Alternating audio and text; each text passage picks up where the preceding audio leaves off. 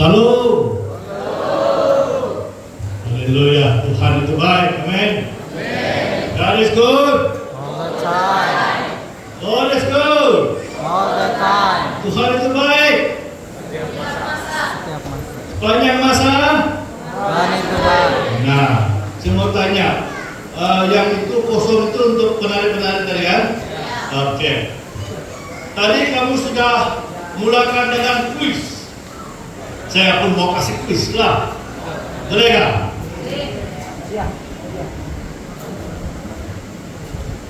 Siapa tidak dapat jawab balik sekolah minggu. Kalau pastor tidak dapat jawab balik sekolah Alkitab. Haleluya.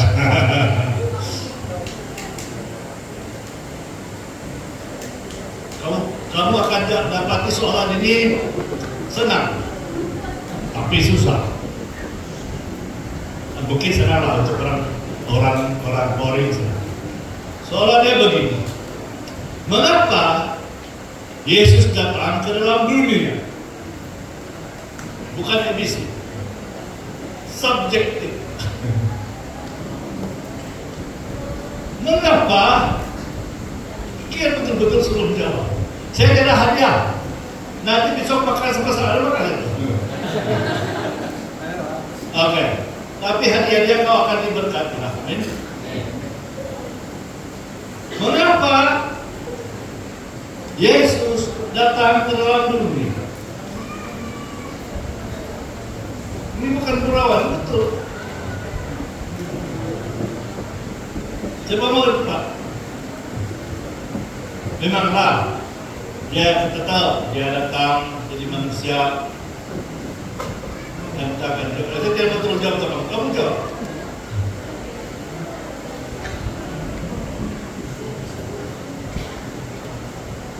Mereka turun di bawah. Tuhan dari surga dia turun ke bawah dalam dunia kan. Jadi Krismas ini pengkhotbah turunlah. Boleh kan?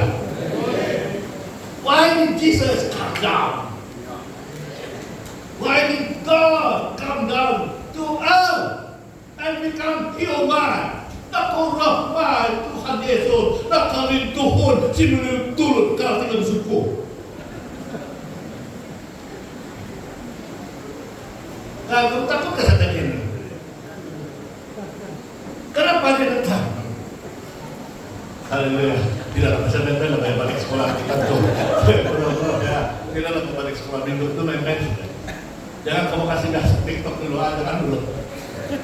Jangan dulu. Kalau kamu mau video saya boleh, tapi jangan kamu kasih masuk TikTok. Nanti saya orang petik-petik saya jadi betul masih kan.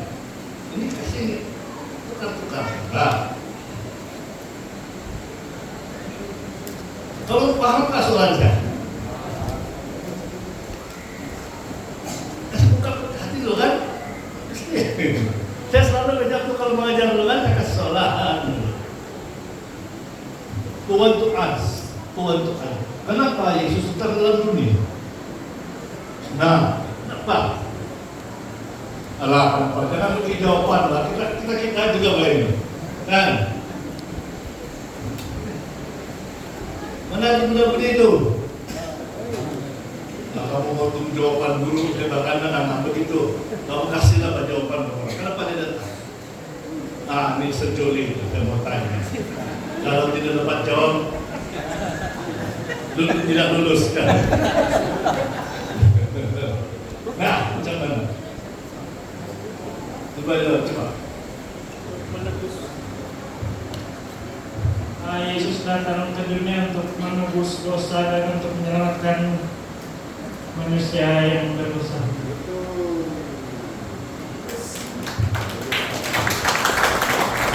Itu lulus juga, pasti. Tapi kalau tidak dapat A+ dari saya. Nah, kan? Lulus. Sekolah minggu punya jawaban. Mudah-mudahan lah. Boleh lah. Kalau di sekolah boleh lah kan? Tapi pikir yang dia mau tebus itu kenapa dia mau buat begitu? Why did he have to come down and die for your sin? Why?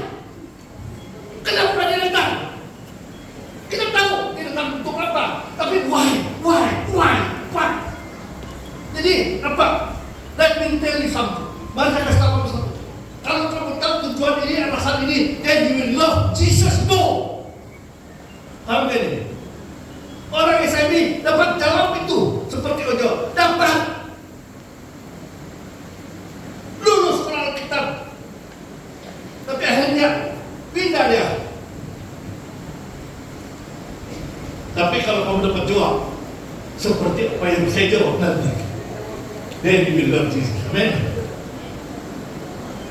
Kalau semua orang dapat jawab pertanyaan yang saya berikan, dan benarlah keluarga akan dipersatukan oleh kasih Yesus. Ada Anda bersama saya? Are you with me? Ketika lebay tangan, masih hidup kah?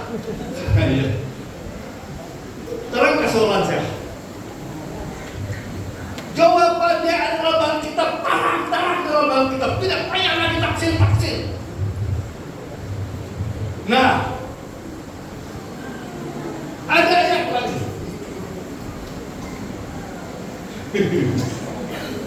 Jadi kalau tidak bilang saya bikin. Nggak boleh, oke? Kamu marah sama saya? Kamu marah kan lo? Kasih senyuman Krismas kita, senyum Krismas, boleh? Jangan mau coba kali goreng ini. Mana tahu berapa?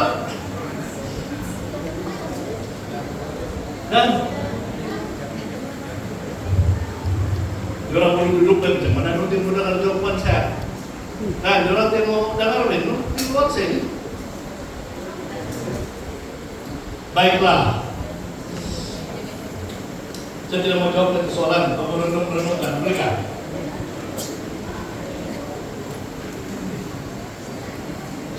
Yesus mati di salib betul. Dia datang untuk mati di kayu salib betul, pas, 100%, kan? Tapi kenapa dia mati di salib? Oke, karena kita orang berdosa dan kita akan masuk neraka supaya terselamatkan. Tapi sebenarnya ada lagi. Dia mengasihi betul. Yang mengasihi itu ada lagi.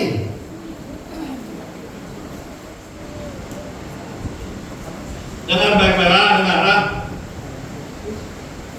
Betul dia mengasihi.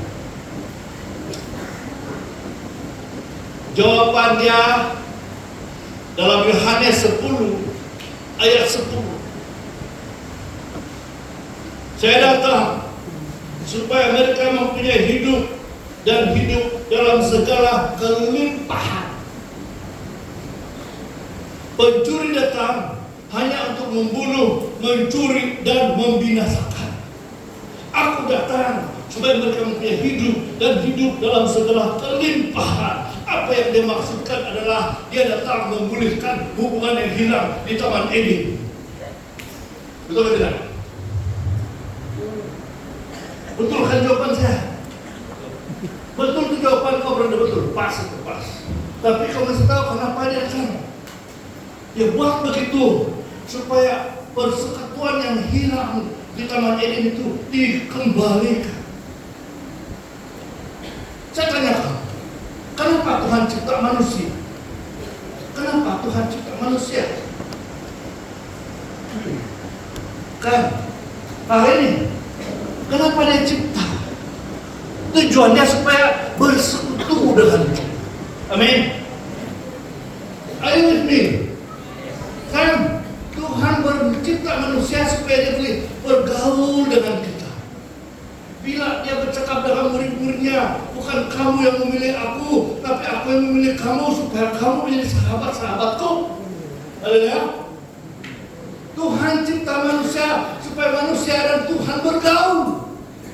Dalam Kejadian pasal 5 ayat 24 ada satu cerita, satu orang keturunan Henok, keturunan Adam namanya Henok, dikatakan sana, dan Henok bergaul dengan Allah, dan Henok jadi lagi sebab Allah telah mengangkat dia. Betul kan tidak? Dan Tuhan datang kedua kali, apa dia buat? Dia akan angkat si peradaan ini, kau dan saya akan percaya sama dia. Tuhan mau bergaul sama kita. God want you to be His friend. Are you with me? Muhang na Tuhan dan ikan kasiliw dan terbalut daw. Tangan na Tuhan, doon itakaw ang biyaw, o biulun ka sari-sari. Isang na kasyanan daw. Ulumisa na sulutay. Betul sekali, betul sekali. Betul sekali. silakan dusun saya. Dulu sih pastor dusun dikit-dikit dusun saya di Namaus. Pas silakan dusun saya. Kalau paham jadi, Tuhan cipta manusia untuk bergaul, tapi dosa memutuskan. Tapi Tuhan telah menyiapkan penebus supaya itu hubungan dapat dipulihkan, supaya kita dan dia dapat bergaul lagi, become friends. Bergaul dengan dia, enggak? Kalau kita bergaul dengan dia, kita happy lah, enggak? Tadi saya rasa salah. Waktu saya salah, kenapa? Rancak lagu kita. Dia bilang, sini kita maaf lah. Saya di sini kan itu tapi saya mau benar. Tapi karena supansi kita kan, dan dia tahu kamu orang dah. Saya tidak bertahan, saya bisik sama si pastor Bison, kenapa bagi ini? Milih rancak-rancak tapi kalau kita tidak benar. Kan? Tapi yalah kita bukan di kelas malam ya kan? Enggak. Kamu sih yang benar, salah. Dos ya. Saya bilang pastor Bison, patut semua sini laki-laki pada itu. Kan? Saya menari itu. Angka suara untuk kan? Sebelum dari apa kan? Dah. Karena Tuhan sudah pulihkan hubungan kita dengan Dia dalam pengorbanan di kayu salib. Roh Kudus diberikan pada kita. Kemuliaan yang hilang karena dosa itu adalah roh kemuliaan, Roh Kudus. Amin. Nah, jadi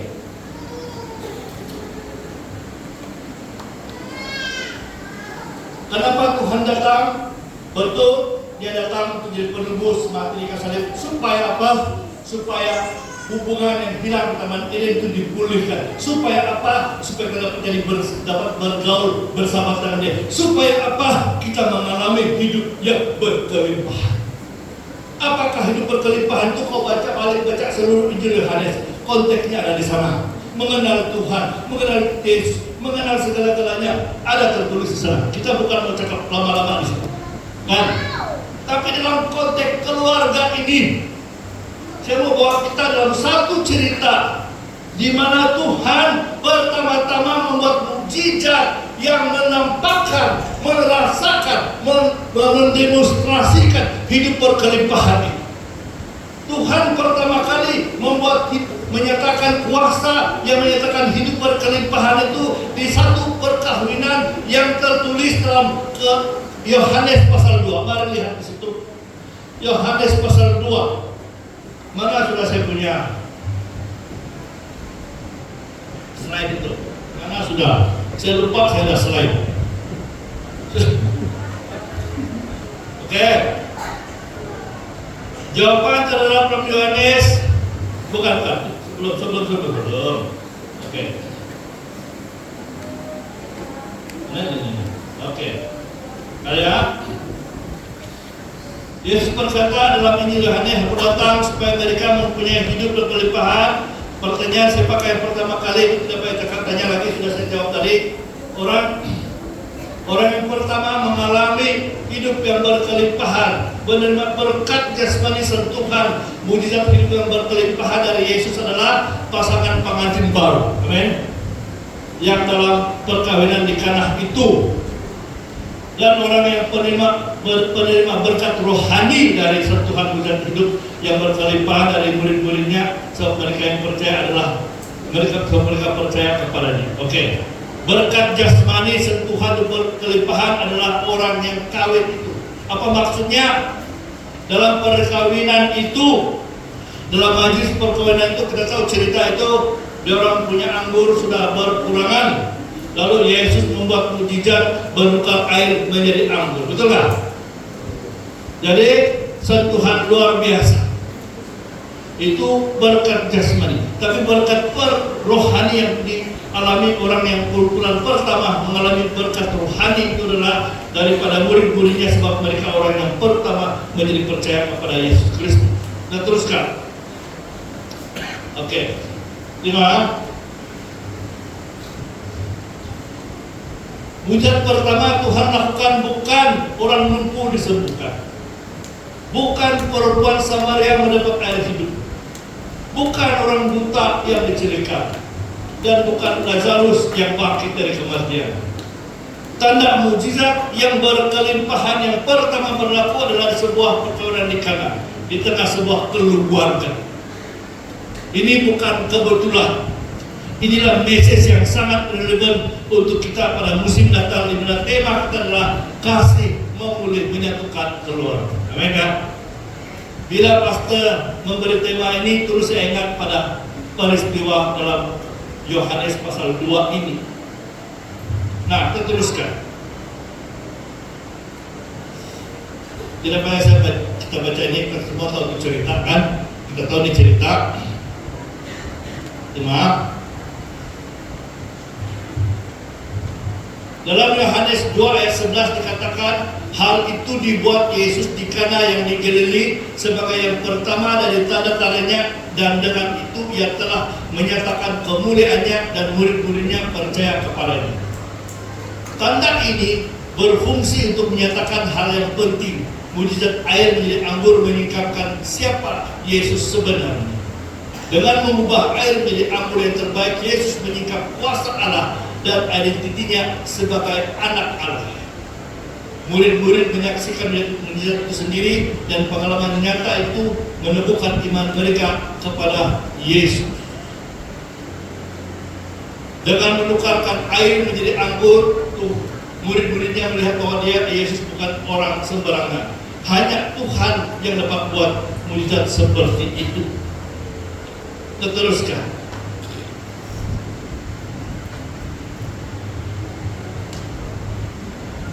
Pelayanan Yesus ini bermula dengan bukan dengan kekuatan yang menggoncang dunia, tapi dengan kehadiran kasih yang mengubah. Bayangkan keadaan perkawinan itu, majelis itu sudah kehabisan anggur yang baik.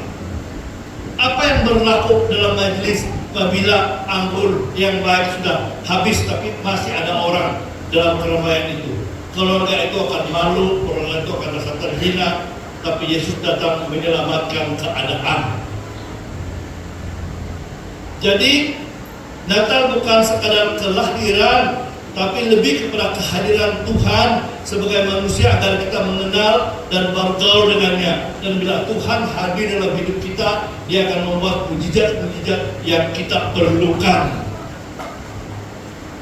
Natal bukan tentang Tuhan yang jauh, Natal adalah tentang Tuhan hadir nyata dalam hidup dan rumah kita. Mujizat pertama yang Tuhan lakukan adalah dalam perkawinan, dalam keluarga. Namanya Tuhan beserta kita, Immanuel. Di Kana Yesus memulakan pelayanannya dengan satu tanda yang menuju kepada karya penebusannya di kayu salib. Yesus membuat dia punya mujizat yang pertama dalam konteks keluarga. Amin kah? Dalam konteks keluarga. Perayaan Natal memang sangat sesuai dalam konteks keluarga. Dalam cerita ini kita membaca satu peristiwa perkawinan. Sebenarnya ini adalah lambang perjalanan hidup manusia. Kita boleh ambil ini cerita majelis perkawinan ini dari mula sampai ujungnya, menggambarkan perjalanan hidup manusia. Boleh menggambarkan perjalanan hidup orang bernikah, boleh juga menggambarkan perjalanan hidup kita bersama Tuhan. Dalam Yohanes pasal 2 ayat 3, mereka kehabisan anggur. Lalu Yesus yang hadir dalam perkawinan itu diberitahu oleh ibunya, mereka kehabisan anggur. Pada zaman itu kehabisan anggur adalah aib besar bagi keluarga, karena anggur melambangkan sukacita, perayaan dan kehidupan penuh. Perkawinan di Kana melambangkan perjalanan hidup keluarga yang bermula dengan harapan dan sukacita, namun tidak terlepas daripada saat kekurangan, masalah dan sebagainya. Dalam Yohanes 1-11 ini, walaupun teks ini bercakap tentang keperluan sebenar sebuah keluarga, kita boleh renungkan kehabisan anggur ini sebagai mencerminkan keadaan rohani manusia. Dan kita boleh gunakan keadaan kehabisan anggur ini sebagai mencerminkan keadaan rohani manusia. Kita teruskan. Kamu bersama saya? Yang melambaikan tangan? Oke. Teruskan. Kehabisan anggur boleh melambangkan iman yang sejati menjadi tawar dalam perjalanan hidup. Bila hubungan dengan Tuhan melemah, kasih sesama pasangan dan ahli keluarga pun menjadi rapuh. Bila kehilangan iman menjadi tawar dalam hidup kita, kita punya kasih juga menjadi tawar. Apabila iman tawar, kasih kepada Tuhan mengering dan sikap mementing diri mula mengambil alih, mula letak dalam hubungan suami istri, dalam hubungan keluarga. Kata pepatah, ada letak menajik belah, boleh belah. Bila suami istri punya hubungan sesama dengan Tuhan, maka itu akan mempengaruhi hubungan mereka dengan sesama suami istri. Demikian juga dalam hubungan sesama ahli keluarga. Hubungan kita dengan Tuhan akan mempengaruhi hubungan kita dengan sesama. Betul tidak?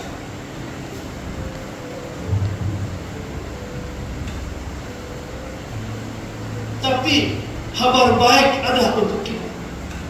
Daripada cerita ini bukan mau menyindir. Saya tidak suka khotbah yang menyindir-nyindir. Kan? Mimbar ini bukan untuk menyindir orang.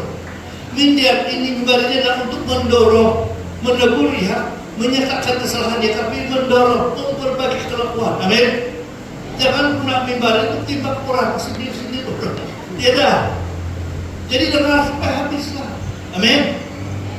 Jadi kabar baik untuk kita semua adalah Tuhan tidak datang dengan penghakiman, melainkan dengan kasih yang mau memulihkan keluarga.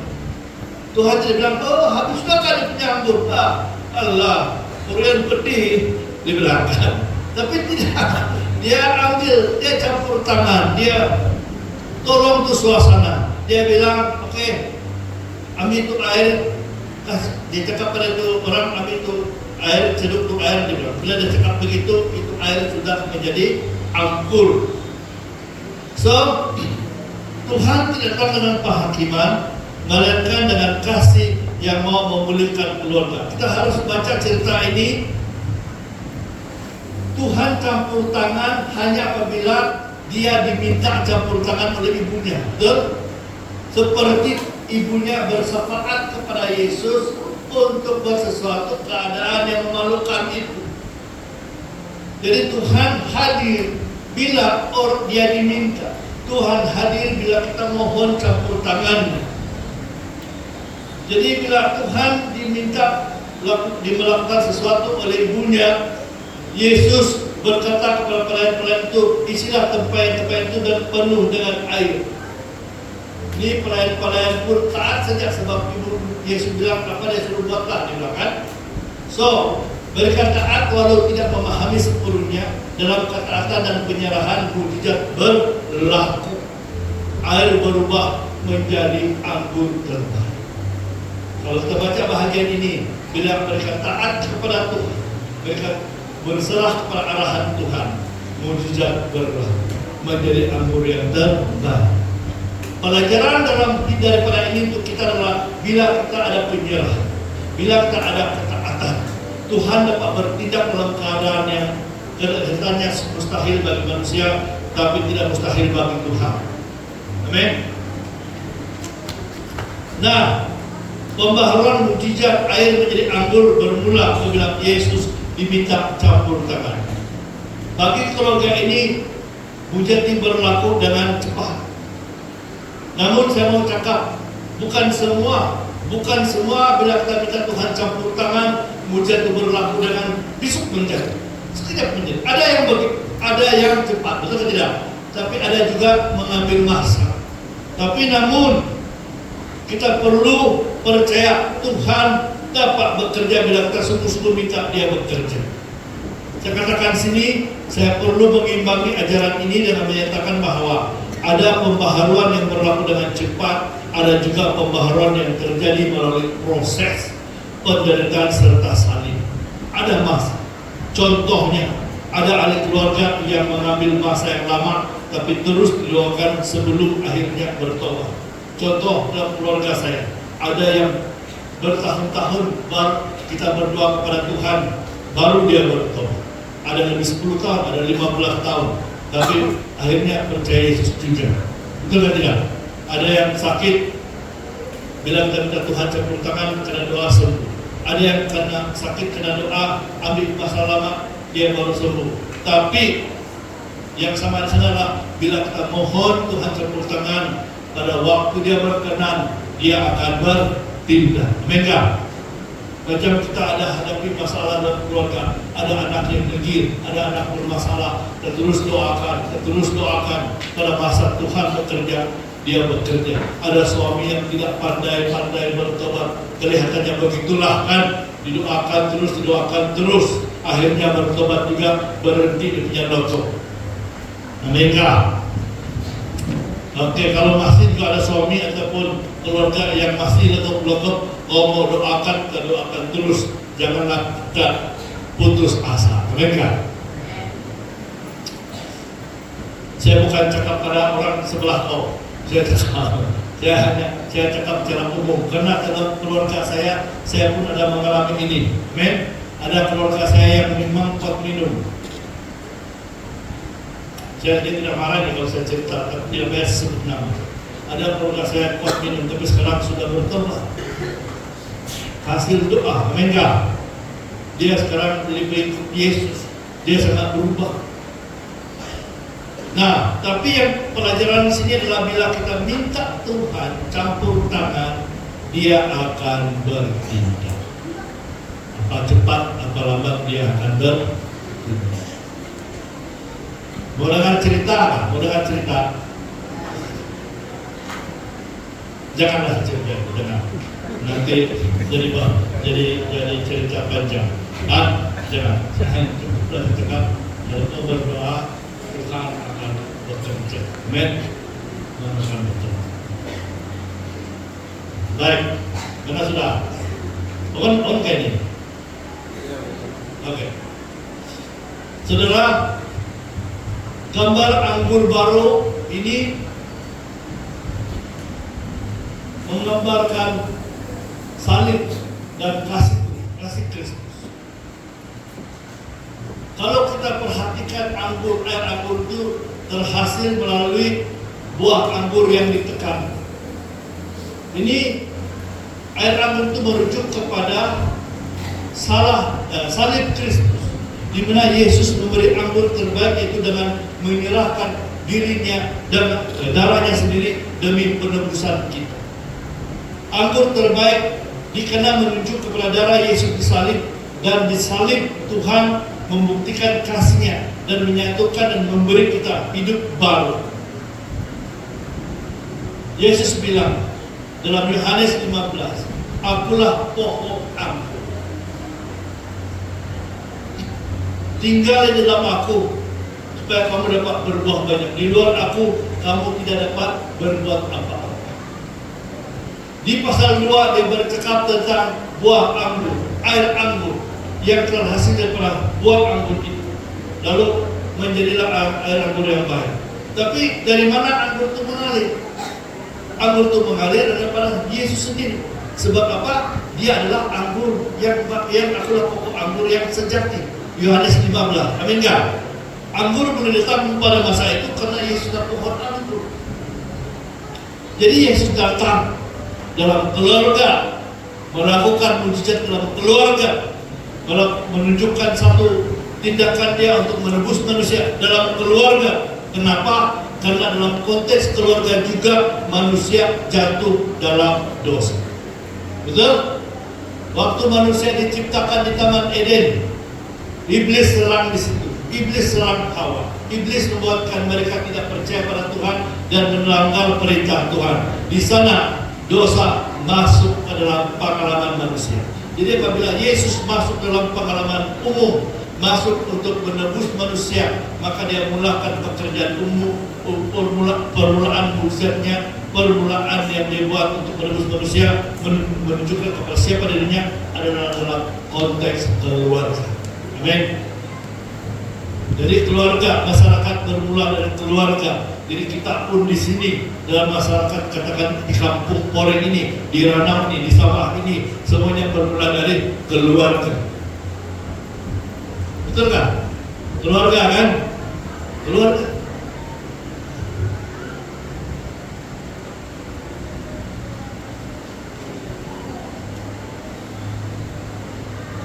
Dalam Yohanes 15 ayat 5, Yesus berkata, "Akulah pokok anggur dan kamulah ranting-rantingnya. Barang siapa tinggal dalam aku dan aku dalam dia, ia berbuah banyak. Sebab di luar aku kamu tidak dapat berbuat apa-apa." Di luar Kristus kita hanyalah ranting kering yang menunggu untuk dibakar. Tanpa Kristus iman menjadi tawar dan hubungan menjadi gersang. Inilah kebenaran utama khotbah ini. Apabila kita tinggal tetap dalam Kristus dengan bertetap dalam kebenaran firman-Nya, kita akan bersatu dalam kasih. Dengar sini, perhatikan sini baik-baik. Kita bercakap tema yang cantik Christmas ini, kasih yang menyatukan keluarga. Kan? Itu bukan kasih umum yang manusia ajar pasal yang tanpa Tuhan. Kasih yang orang LGBT cakap adalah bilang, I love you, you love me, that is love. Tapi kasih yang termaksudkan ini adalah kasih Tuhan, kasih suci. Jadi apabila kita ada kasih ini, yaitu tertinggal dalam Yesus, maka kita akan tetap tinggal bersatu dengan yang lain dalam kasih Tuhan, dalam keluarga yang bersatu. Amin. Kita perlu ini. Ada satu cabaran yang saya hadapi.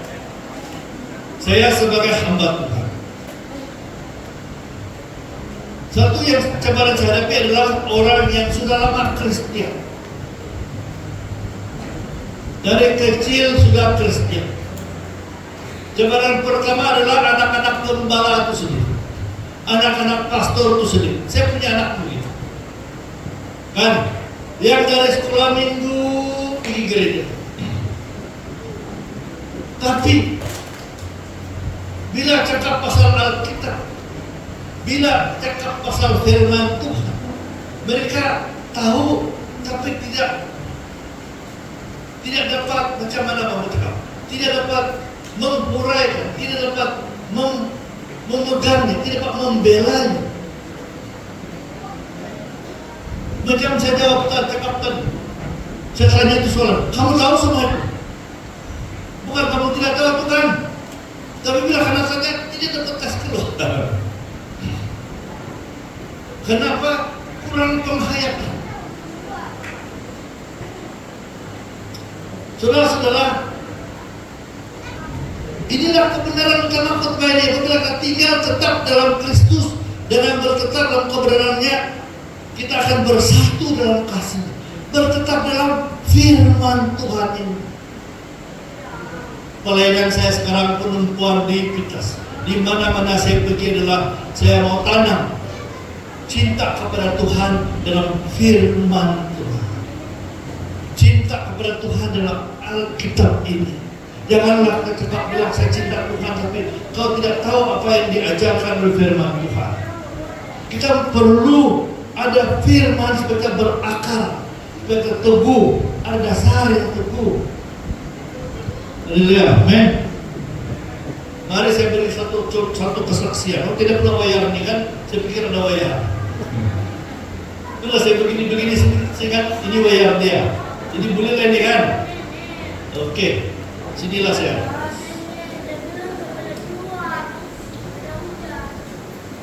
Apa yang saya mau ceritakan ini, kalau kamu ada ambil video, kamu jangan kasih viral. Nah, saya bukan mau maksud kasih hina sesiapa, menghina agama orang lain tidak. Tapi ini adalah kesaksian. Amin. Kesaksian saya. Zakir naik boleh petik-petik ayat serang iman kita. Saya di sini terpanggil untuk membela iman kita. Amin. Tanpa niat kasih hina mereka, tanpa niat menyerang mereka. Oke, paham ini? Oke. Baiklah. Saya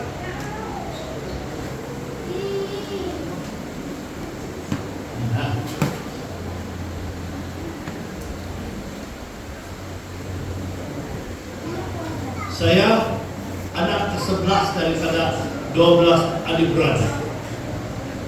Lahir dalam keluarga Kristen. Tapi sampai umur saya 18 tahun baru saya paham apa itu Kristen. Kami pergi gereja atau tidak pergi gereja tidak jadi masalah. Tiada yang suruh, tiada yang bawa. Yang ke gereja hanya makan. Jadi saya pergi gereja, itulah Bapak tidak pergi gereja. Nah saya. Jadi satu hari ada orang berkhotbah di Ranau. Orang itu pengkhotbahnya dari England, namanya Tom Hamlin. Dia tiba-tiba dalam khotbahnya dia bernubuat. Dia bilang, dalam gereja ini ada satu orang anak 12. Satu daripada anak kamu itu harus diberikan sebagai persepuluhan. Dan kalau kamu bagi anak sebagai persepuluhan, berilah anak yang terbaik yang paling kau sayang. Nah, jadi saya pun barangkali saya yang paling pandai sana itu, saya terpilih menjadi pelajar di Hansam. Belajar di Kedah. Lalu bila di Kedah orang perli saya, kau orang Kristen, kalau kau mati masuk neraka, bukan hanya mati masuk neraka, jadi kayak api neraka. Dia bilang, ayah saya pun tidak tahu apa saya Kristen apa Kristen. Saya pun sendiri tahu apa itu saya. Saya rasa Kristen habis di rumah ada Alkitab, ada salib, kan? Tapi saya harap tidak tahu apa. Belajar sains, cahaya bergerak lurus. Itu teori. Kita pun buat uji kaji pakai prisma, atau tidak? Saya bergerak lurus, dibuktikanlah cahaya bergerak lurus. Saya bilang kalau betul saya mati dan Tuhan mau buang saya ke neraka, saya bilang, tunggu. Tuhan, saya mati ini bukan lain daripada kau. Saya mati ini bukan lawan sama kau. Saya mati ini bukan buat dosa. Tuhan, saya mati ini sebab saya cari kau ini. Betul enggak? Jadi Tuhan, saya mati ini saya cari kau. Jadi kau tidak boleh buang saya ke neraka. Luluskan? Tapi saya bukan lawan Tuhan, kan saya cari dia lah. Di gereja ada lagu yang, oh Tuhan, ku cari jalanmu. Ada kan pada saya buat ketika ini. Umur saya macam begitu. Amin? Macam dia. Berada if you really seek God. Ini ada sedikit Inggris. Boleh. Kalau kamu betul-betul cari Tuhan dalam doa sekarang masa umur 13 tahun ini, kau berdoa kepada Tuhan. Lord sees your heart. Sampai masa Tuhan jawab. Amin. Saya umur macam dia. Saya begini hari ini karena Tuhan dengar doa waktu saya seperti ini. Amin kan? Baik, mulai berdoa. So, lepas saya berdoa begitu, saya lebih condong kepada Islam. Sebab pengaruh lingkungan. Ada. Lalu, kamu tahu apa yang berlaku? Waktu saya terbang, waktunya kapal terbang, meninggalkan lapangan terbang KK pergi ke Semenanjung. Mak saya hantar saya di airport. Dia bilang, Tuhan, tuh anak yang saya bagi untuk pelayanan Tuhan. Tuhan, inilah anak yang saya bagi jadi hamba Tuhan. Tapi balik dari sana 1 tahun baru balik Pak itu. 1 tahun, 1 kali saya balik Sabah. Bukan jam sekarang kayak Asia kan. Terus susah kalau balik, kali itu. bulan 1 awal tahun pergi Semenanjung. Bulan 11 balik ke rumah. Pertama saya cakap sama mama saya, mama saya mau masuk Islam. Mama saya sedih. Lalu bersehat mama saya kata tapi apa yang mama saya buat adalah dia berdoa, bawa kawan-kawan berdoa, bersepakat.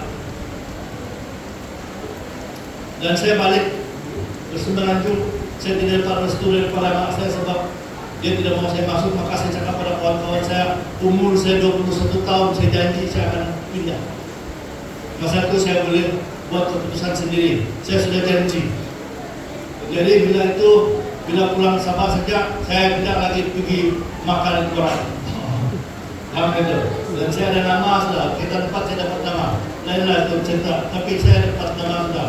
Tapi saya belum kasih istihad. Dia janji akan pindah. Tapi selepas SPM, tiada WhatsApp, tiada TikTok, tiada Puji, tiada apa-apa. Tiada mau bikin. Betul? Masa dulu, tiada. Tak kurang mah. Why is the biggest? Kan? Betul Inggrisnya betul. What is the biggest? What is the reason? Maka saya pun, kalau begitu, bagus saya cari sendiri lah kan. Saya tidak, bapak saya kasih beli kami novel banyak-banyak, jadi Brighton habis kami baca. Jadi tidak sudah membaca, bahan bacaan tidak sudah. Jadi tidak sudah novel yang baru bapak saya beli, tidak sudah cerita. Di halaman kitab lagi belum baca. Maka, oke, saya akan baca yang kitab dengan adil. Saya akan baca setiap lembar. Sebab kalau saya baca lompat-lompat, temislah kalau ada yang salah. Maka saya baca. Saya baca Alkitab. Bab 2 bab yang pertama indah luar biasa cerita. Paradise on earth. Pasal 3 cara diri berlaku manusia jatuh dalam dosa. Tapi pasal 3 pun ada satu janji pertama Tuhan bagi sama manusia, keturunan perempuan akan merumbuhkan kepala ular dan keturunan perempuan akan merumbuhkan keturunan perempuan. Ingat, maka bila saya baca nampak itu janji, maka saya terus baca itu cerita kejadian mau tidur di mana itu janji digenapi. Betul? Baca ujung kejadian terjumpa cerita Yusuf. Yusuf anak sebelah, saya anak sebelah. Yusuf kena bully, saya pun kena bully abangku. Saya membesar dengan satu sikap, jaga kamu. Abang yang suka membuli itu kan jaga besar saya besar, jaga kau, saya balas. Jadi baca saya cerita Yusuf kena bully, kena jual. Kena jual, tiba-tiba jadi Perdana Menteri di Mesir. Lalu abang-abang dia pergi di Mesir beli makanan, kan? Lalu dia bilang, sekarang Yusuf akan balas dendam. Tiba-tiba Yusuf tidak balas dendam, dia mengampuni. Dia peluk, dia menangis. Itu abang-abang dia bilang, walau cerita ini luar biasa. Mana ada manusia begitu? Kalau saya pukuli orang dulu baru saya kasih ampun. Kan? Kasih masuk penjara dulu kalau macam mana? Kan? Tapi indah betul itu bahasa. Bahasa cerita begitu bagus, tapi belum mengenai janji kejadian 3:15. Jadi saya baca lagi, cerita itu berkembang lagi. Janji kepada Nuh tidak akan ada bah. Kemudian panggil lagi Abraham, keturunan Abraham jadi berkat bagi manusia. Baca. Kemudian Musa akan datang seorang seperti Musa. Baca lagi akan datang keturunan Daud. Baca lagi akan datang Nabi yang jadi juru selamat di belakang. Baca sampai habis Maliaki belum sampai lagi. Belum jumpa lagi di penggenapan. Lalu Matius pasal 1 ayat 1 berkata, inilah silsilah Yesus Kristus, anak Daud, anak Abraham. Saya bilang cinta pasal Yesus baik. Baca lagi sampai di salib, Yesus bilang, Bapa ampuni mereka karena mereka tidak tahu apa yang mereka perbuat. Terus saya punya mata terbuka. Aminkah? Ini Yusuf baik. Tapi pada skala global, pada skala luar biasa, pada skala yang pada skala ilahi. Tuhan mengampuni kita yang bersalah sama dia. Kan? Lalu bukan pula saya jumpa kesalahan, tapi Tuhan pimpin saya jumpa kebenaran. Amin. Haleluya. Maka bila saya percaya Yesus, Saya ingat janji itu waktu saya form 1. Amin enggak? Dan janji, maka saya pun aktif di Pekanbaru, aktif di sana, guru sekolah minggu, berkhotbah, berkongsi, dan kemudian pergi menginjil keluar dari Ranau. Gereja pertama saya berkhotbah itu di mana? Gereja pertama saya khotbah di luar Ranau adalah Sanggit Puri. Ada gambar saya bagi dengan Tuhan. 39 tahun dulu. Masih banyak rambut tuh musik. Siapa yang di bawah 39 tahun kamu tidak tahu nih cerita. 30 salah tuh umur kamu bagus. Terima kasih lah kamu cakap saya 50. 59 sudah di warga emas sudah sehat. 60 kira 60 lah itu. Salah itu siapa tuh saya mau samaan bagi kamu 50 ribu. Bukan 59. Kan? Jadi betul. Saya sampai sini. Itu juga cerita yang saya ceritakan. Itulah kesaksian yang saya boleh kongsikan. Amin kah? Jadi saudara-saudara, janganlah kita jangan mau cakap, jangan macam saya membesar dalam keluarga Kristen, tapi tidak tahu apa yang saya percaya. Amin. Jadi mari kasih girot gereja kita kasih girot kita punya keluarga, kasih girot kita punya sekolah minggu, kasih girot kita punya remaja, kasih girot punya pemuda-pemudi. Kita ini kalau sikit datang terus tidak semangat. Silap kamu. Kalau 4 orang saya datang belajar sekolah minggu, 5 orang saya datang pemuda-pemudi, buat juga. Amin enggak?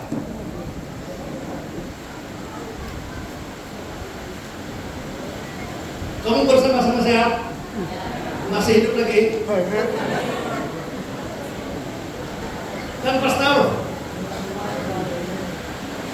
Haleluya. Saya banyak cerita ini, tapi saya tidak mau telepon masa kan? Jadi saya mau cakap, Tuhan sudah bagi saya pengalaman ini, kesaksian ini, maka saya datang ini menceritakan. Mari kita keluarga, ibu bapak kasih kuat kita punya keluarga berdasarkan firman Tuhan. Amin. Nah, dalam keluarga ini, saya mau kasih sampai itu. Boleh masuk ke kita tadi. Boleh masuk sudah. Boleh masuk sudah kan?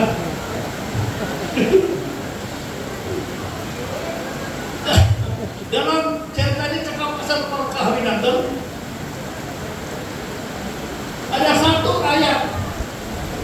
Saya dengar orang khotbah di mana-mana khotbah kawin tidak pernah kena petik. Kecuali yang ada mungkin lah, tapi saya tidak harap.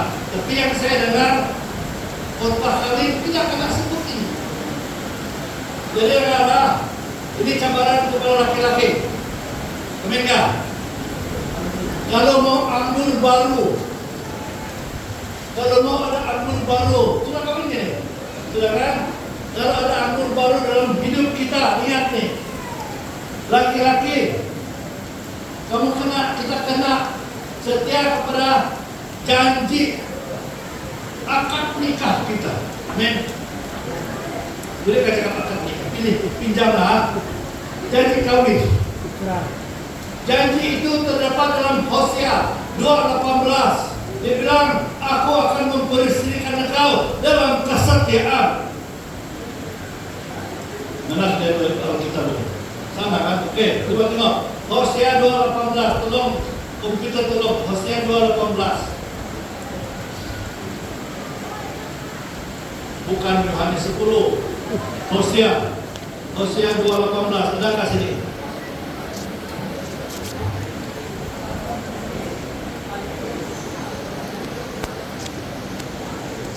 Oke.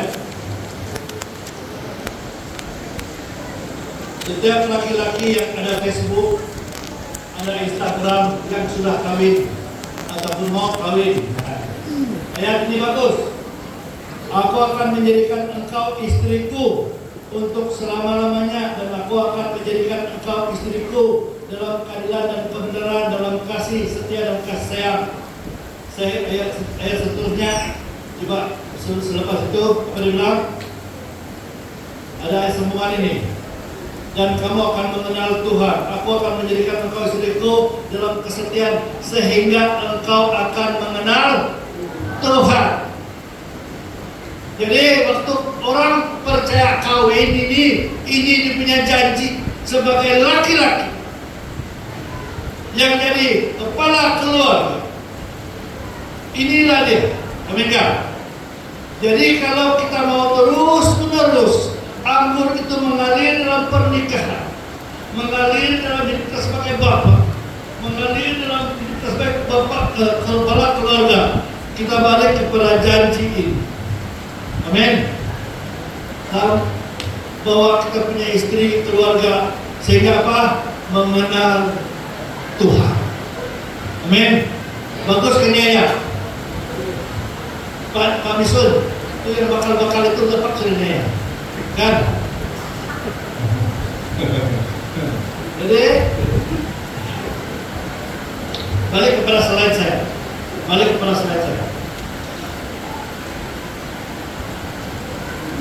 slide. Oke.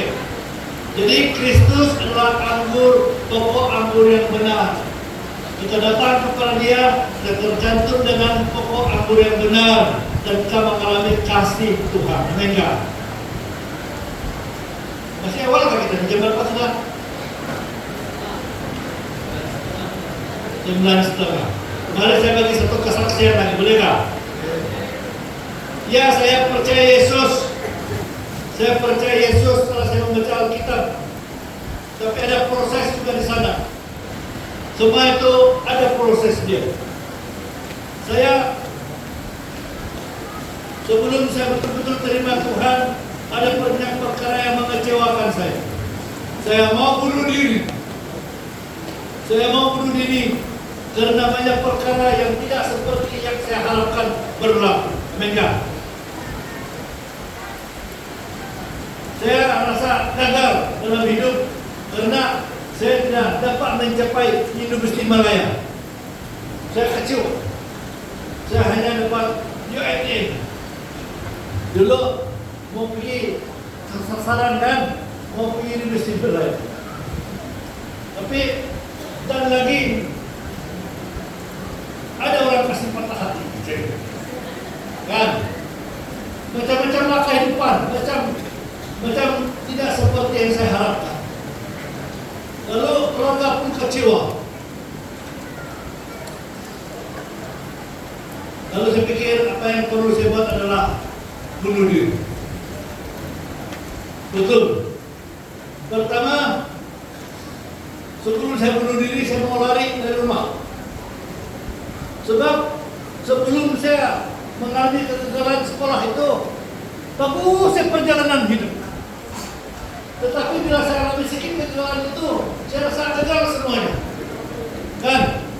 Keluarga adalah kekecewaan. Saya rasa saya sangat gagal. Maka percobaan pertama, saya mau lari dari rumah. Lalu saya buatlah surat. Bapak jangan cari saya. Panjang itu surat. Terus petang-petang saya keluar dari rumah. Saya masuk hutan kan Dawaya. Saya kira mau seberang tuh hutan. Terus saya tembus Tambunan. Terus saya masuk itu tempat Father tinggal sana. Saya mau pergi tinggal di rumah itu Father. Duduk di rumah itu Father bertakuk sana. Saya minta supaya itu Father kasih takut saya daripada kenyataan hidup. Kan? Saya mau bertakut.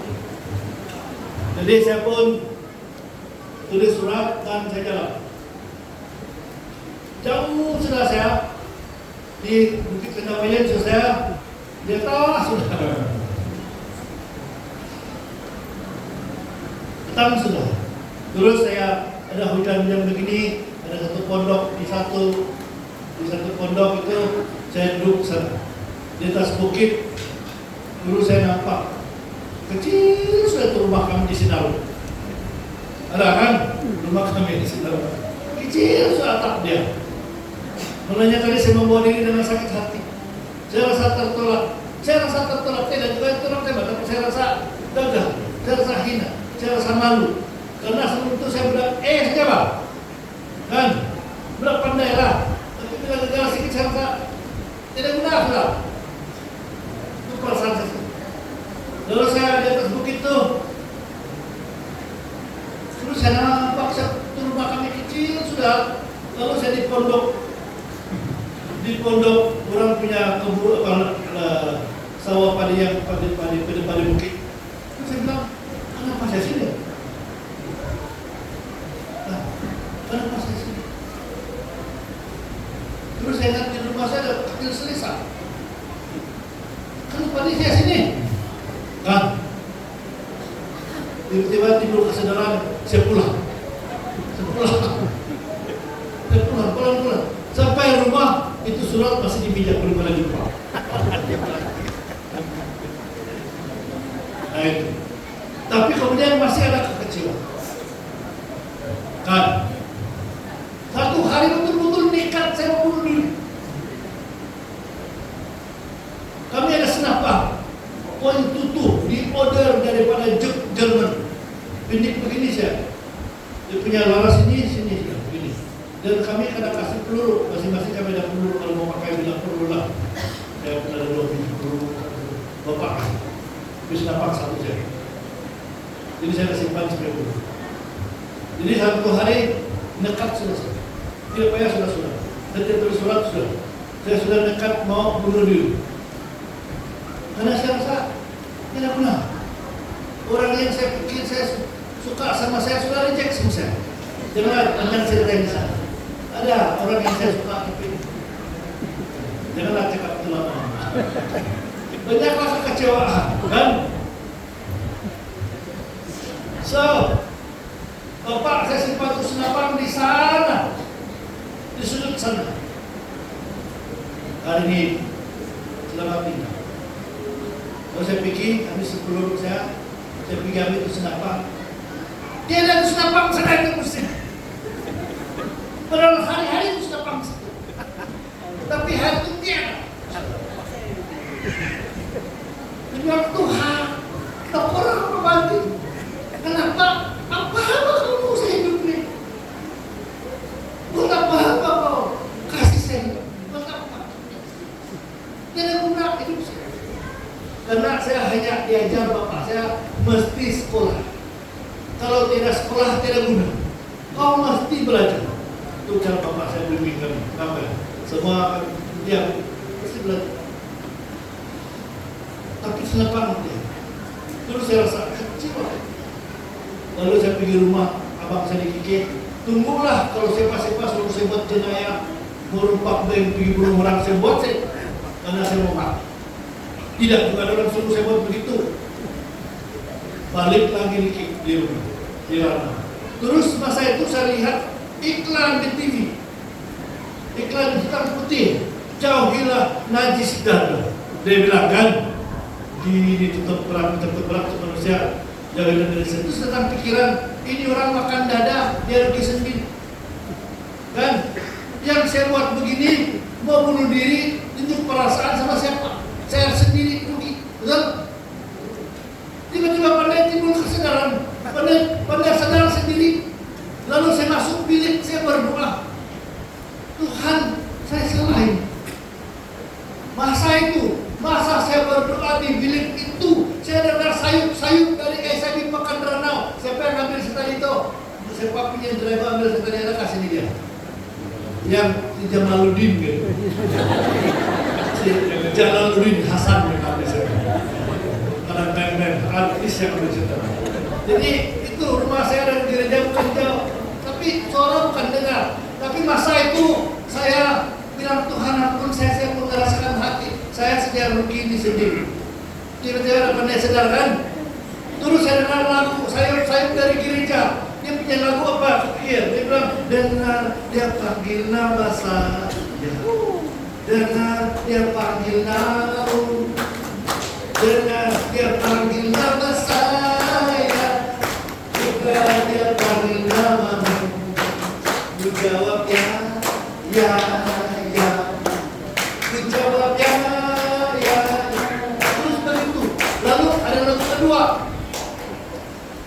kedua lagi, bila saya tanya selepas itu, siapa penyanyi? Dia ada penyanyi malam itu. Dia ada penyanyi malam. Dia ada orang menyanyi di gereja itu malam. Dia ada kebangunan rohani. Dia ada kebaktian malam itu. Tapi ada orang menyanyi, saya dengar. Lagu kedua adalah buka hatimu saudara, Tuhan mau Tuhan baru, kau belum lahir. Siapa tahu di dalam angkat tangan kita kawan. Coba angkat tangan, bisa bareng-bareng. Satu orang saja. Ini mesti tahu. Kita kasih dinte. Dia bilang buka hatimu saudara, Tuhan mau berfirman, jangan masuk di sengsara, terimalah berkatnya. Terima kasih, terima kasih. Ribu kalilah kesempatan yang dikasih untuk terima berkatnya. Terus Tuhan, ya Tuhan, besok saya jumpa kepala. Ya Tuhan, besok saya jumpa kepala. Terus saya telepon kepala yang arsik. Masa itu karena belum banyak kena telepon. Gereja ada satu, rumah kami ada satu. Telepon lagi, kali telepon. Pastor, saya berjumpa kau, kepala. Lupa kepala. Terus, besok saya berjumpa. Tapi besok dia itu saya begini. Tidak juga itu kaki mau pergi jumpa gembala, tidak juga mau pergi jumpa gembala, tidak mau pergi. Saya ingat mau mengakun, Mbak. Saya ingat kita Katolik kalau pergi jumpa gembala, kau kena jumpa pada kan, mau semua dosa, malulah saya. Jadi hari yang saya janji mau jumpa tidak sih. Jadi saya sudah bohong sudah kan, mau jumpa pastor tapi hari kedua begitu Bapak lawan Tuhan mau pergi tidak. Tapi saya dapati saya sudah tidak pergi di bawah rumah gembala sudah deh. Jadi bila saya pergi rumah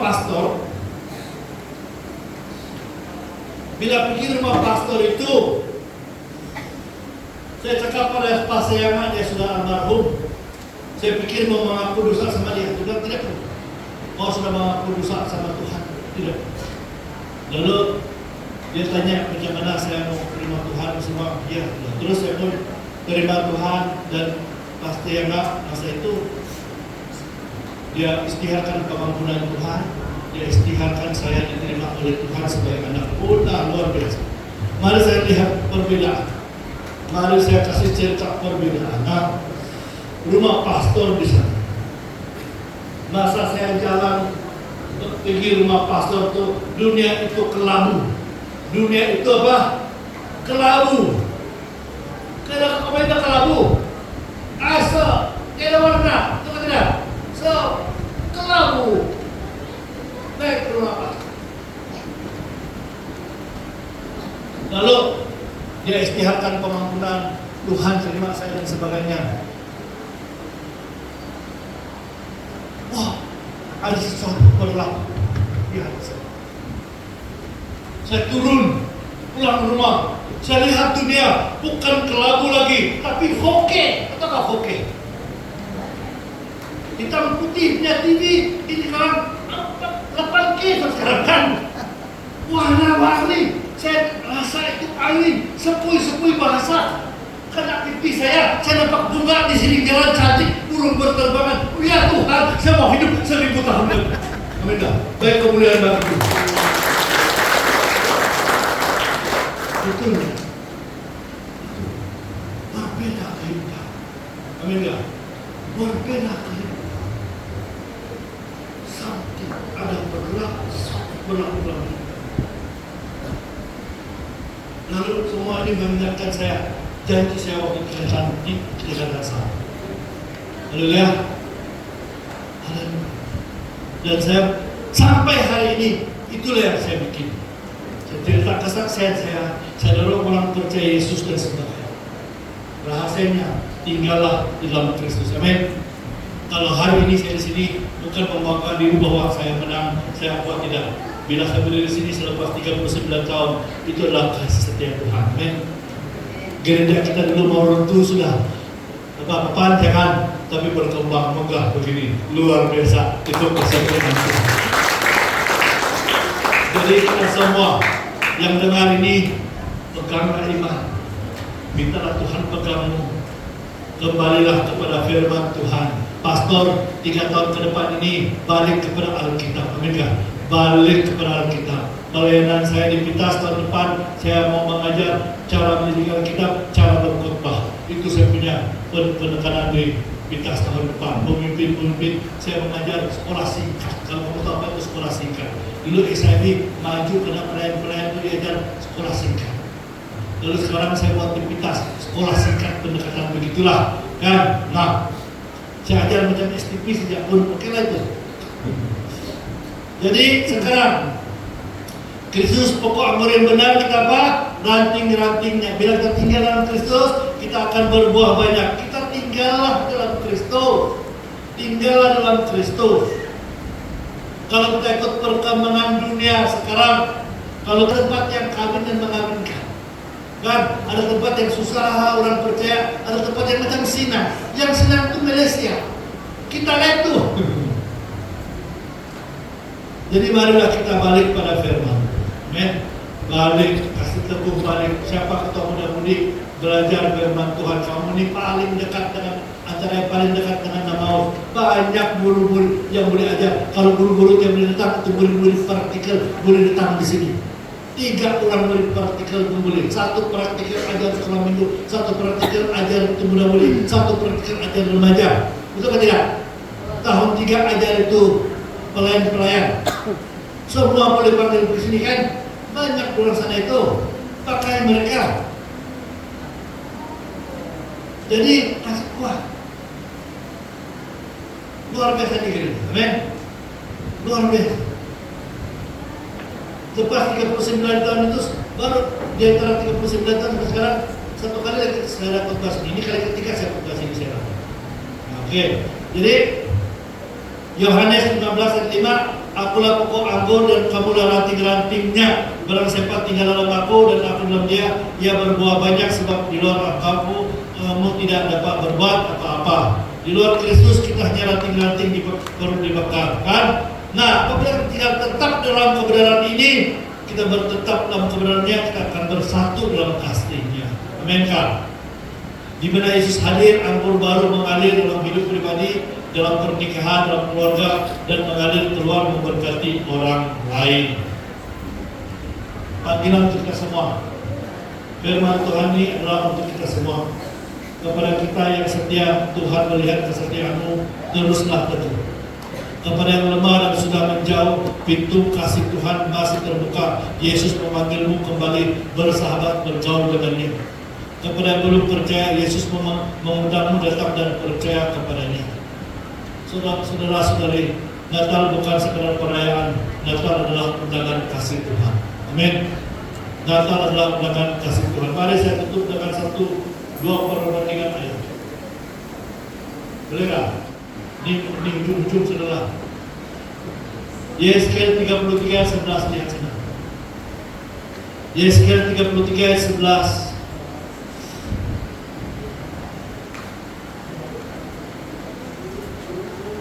Dia bilang sini, katakanlah kepada mereka, demi aku yang hidup, demikianlah firman Tuhan Allah, aku tidak berkenan kepada kematian orang fasik, melainkan aku berkenan kepada pertobatan orang fasik itu dari kelakuannya supaya ia hidup. Bertobatlah dari hidupmu yang jahat itu. Mengapakah kamu akan mati, hai kaum Israel? Perhatikan di sini. Kalau kita letakkan pada garis masa, kedudukan Yehezkel berbanding dengan kedudukan Musa. Musa itu di sini. Musa itu katakan Kejadian, Keluaran di sini. Lalu bawa orang Yosua ke tanah perjanjian di sini. Lalu Yehezkel itu adalah di pembuangan di sini.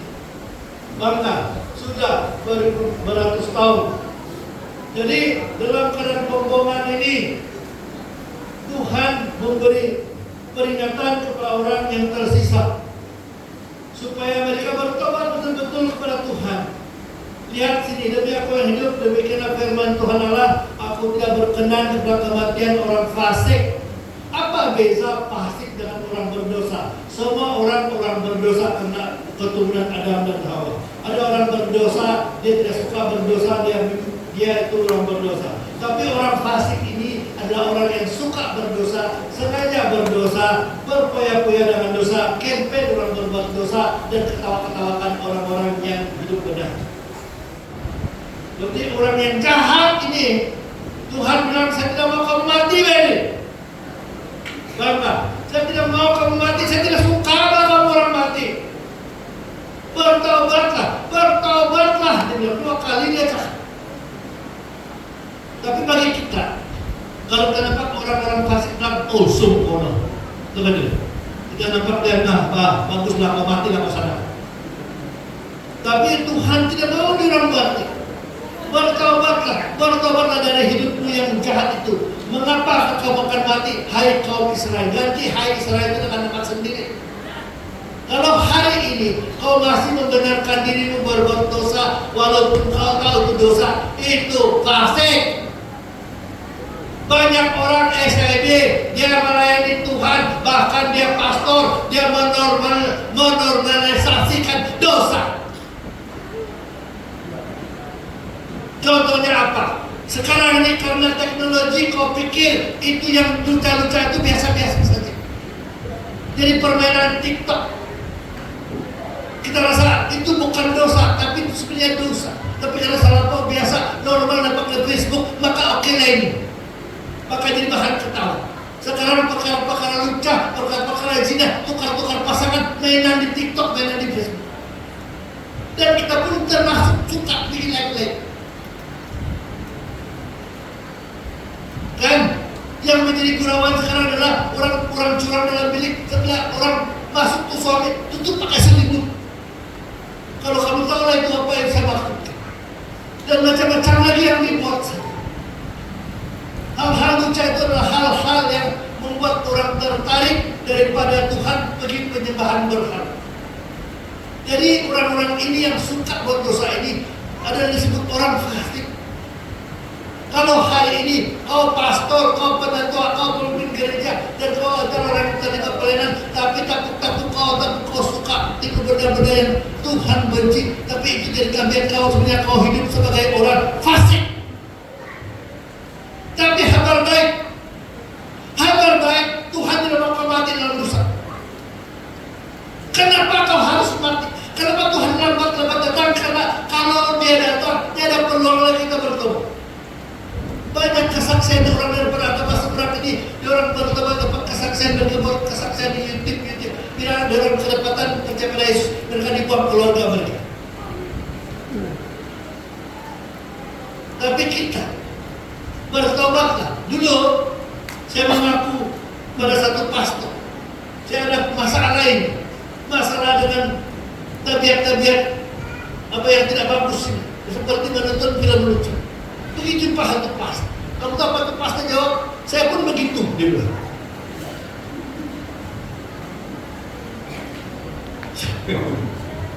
Begitu jumpa lagi satu pastor, dia bilang, normal itu, kalau laki-laki kalau laki-laki bilang suka itu berat, dia bilang. Ini barang-barang yang lucu. Ini lama sudah, jauh sebelum pandemi. Tapi kemudian saya baca buku-buku pemulihan. Bagaimana mau pulih? Bukan sekadar Tuhan ampuni saya, besok balik lagi. Tapi Quran betul-betul apa? Minta ampun, kata dalam Yoel, koyakkan hatimu, bertobatlah, berpuasalah, betul tidak? Jadi sekarang kalau kita mau betul-betul bertobat, kita kena bersungguh-sungguh buat satu orientasi perubahan. Dalam Alkitab, kalau mau berubah itu ambil masa, kekuatan Roh Kudus kita perlukan.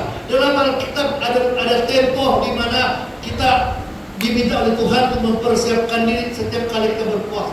Ada 40 hari di sana yang selalu seringkali disebut.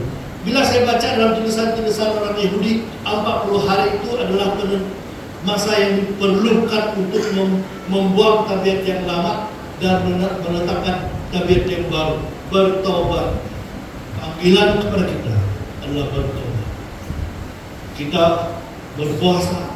Dalam masa kita puasa, kita minta Tuhan pulihkan kita punya kerinduan kepada firman Tuhan. Dalam Mazmur 119:37 dia bilang Tuhan dan bilang, lalukanlah padaku daripada melihat perkara-perkara yang hampa, hidupkanlah aku sesuai dengan peraturan-peraturanmu. Maksudnya dalam dia kerinduan belajar firman Tuhan, dalam kerinduan Daud belajar firman Tuhan, pada masa yang sama kebencian terhadap hal-hal yang hampa pun muncul dalam hidupnya. Jadi bagaimana, apakah perubatan, apakah pemubatan, apakah jalan keluar daripada tagihan film-film hampa dan perkara-perkara yang tidak menyenangkan Tuhan dan hanya memikat kita. Itu adalah firman Tuhan, tapi itu memerlukan kita puasa, kesungguhan, minta Tuhan campur tangan dan kita. Amin. Bertobat. Lalu selepas Tuhan cakap kepada Yehezkiel ini, ayat 36 dia katakan, pasal 36 dia bilang dia janji, Tuhan janji dia akan memberikan kepada mereka air jernih yang mentahirkan kamu dari segala kenajisanmu dan dari semua berhala-berhalamu. Aku akan mentahirkan kamu. Kamu akan kuberikan hati yang baru, roh yang baru dalam batinmu. Aku akan menjauhkan dari tubuhmu yang keras dan kuberikan kepadamu hati yang taat. Rohku, kata Tuhan, rohku akan kuberikan diam dalam batinmu, dan aku akan membuat kamu hidup menurut ketetapan-ketetapanku dan tetap berpegang kepada peraturan-peraturanku dan melakukannya. Itu janjinya pada perjanjian lama. Lalu apa yang berlaku dalam perjanjian baru? Yohanes 3:16. Karena begitu besar kasih Allah pada dunia ini, dengan Ia mengaruniakan anaknya yang tunggal, yang barang siapa percaya tidak binasa, melainkan beroleh hidup yang kekal. Kabar yang baik bagi kita adalah, kalau kau rasa kau terlalu fasik, bagi Tuhan itu bukan masalah. Manusia mungkin pandang kau telah mau berdosa, tapi bagi Tuhan, Tuhan tidak berkenan kepada kematianmu. Kau ada di sini pada hari ini, itu tanda bahwa Tuhan masih bercakap pada Anda. Ataupun mesej ini bukan untuk ataupun mesej ini ada untuk seseorang tapi tidak di sini, itu kau punya adik, itu kau punya abang, itu punya saudara mara. Kamu kongsikan bahwa Tuhan masih sayang padamu. Dengar, katakan Tuhan masih sayang padamu. Rumah logoh nak kepian dosa, rumah logoh nak kepian, kada nak kepatai ke Tuhan. 2 Korintus 5:17 berkata, barang siapa dalam Kristus adalah ciptaan baru. Tuhan datang supaya dia membuat semua ini. Tadi saya akan kamu buat slogan. Apa kamu yang slogan tadi yang kamu cakap sini itu? Saya akan membuat satu slogan. Nah, dengar. Natal bersama Kristus, kasih diperbaharui, keluarga disatukan, jiwa-jiwa diselamatkan. Sebab ada Natal yang tidak bersama Kristus, karena mati saya pikir, kan? Ada Natal. Nah, jadi Natal bersama Kristus kita menghayati misi dia, menghayati apa dia datang. Jadi Natal bersama Kristus, apa? Kasih diperbaharui, keluarga disatukan, jiwa-jiwa diselamatkan. Bagaimana kasih diperbaharui? Kita kembali kepada pohon anggur yang benar, kembali kepada Tuhan, minta ampun, minta disucikan, minta Roh Kudus memenuhi kita kembali, dan balik kepada Tuhan dalam kebenaran firman-Nya. Haleluya, haleluya. Nah, jadi penutup, mari kita berdiri, kita berdoa.